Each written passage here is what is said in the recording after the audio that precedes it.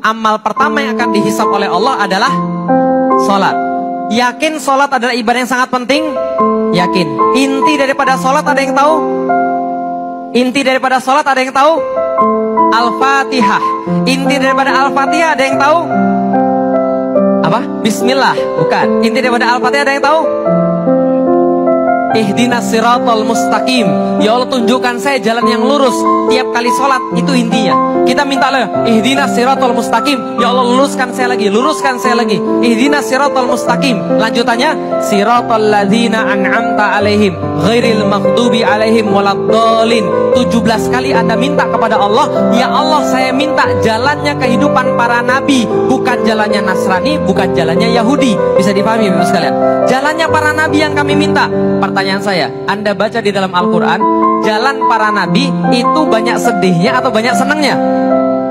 Itu dibanding film Osin, lebih sedih kehidupan para nabi. Paham Bapak sekalian? Kalau Anda bekerja selalu mengharapkan hasil, Anda kecewa.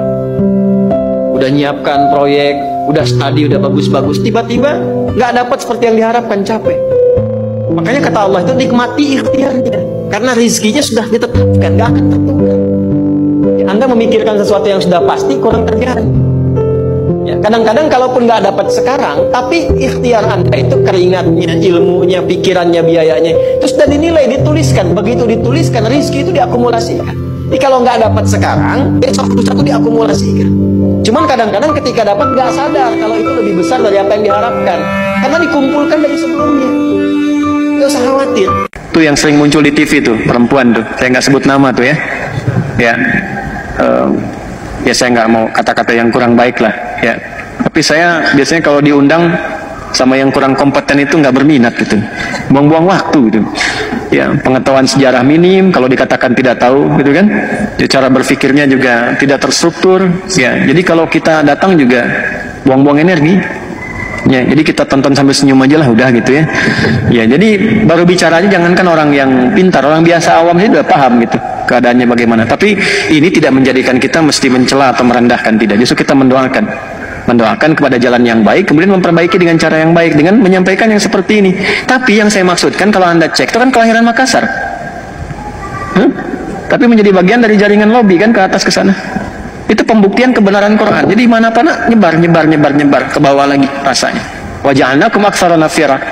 Kita diperintahkan untuk ibadah, melihatnya jangan karena kewajiban, Anda akan berat menunaikannya. Ya Allah, barusan tadi zuhur, sekarang sudah asar lah. Ya Allah, barusan asar, sekarang sudah maghrib lagi. Kalau Anda melihat tinjauan hukum saja, berat Anda menunaikan. Tapi kalau Anda melihat, ya Allah, Allahu Akbar, ini syafaat saya.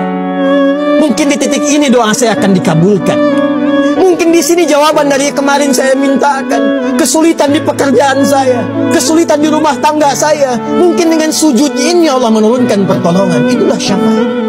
Ustadz Adi Hidayat itu belajar Islam, aku nggak tahu berapa tahun, dan dia pinter banget. Ada dia bisa ingat seluruhnya itu, bahkan sampai baris keberapa di halaman berapa. Itu hafalannya sampai di titik itu tuh. Nah itu Ustadz Adi Hidayat itu. Dia belajar ya, taruhlah kalau S1 5 tahun ya, 4 tahun 5 tahun. S2 misalnya taruhlah sekitar 2-3 tahun.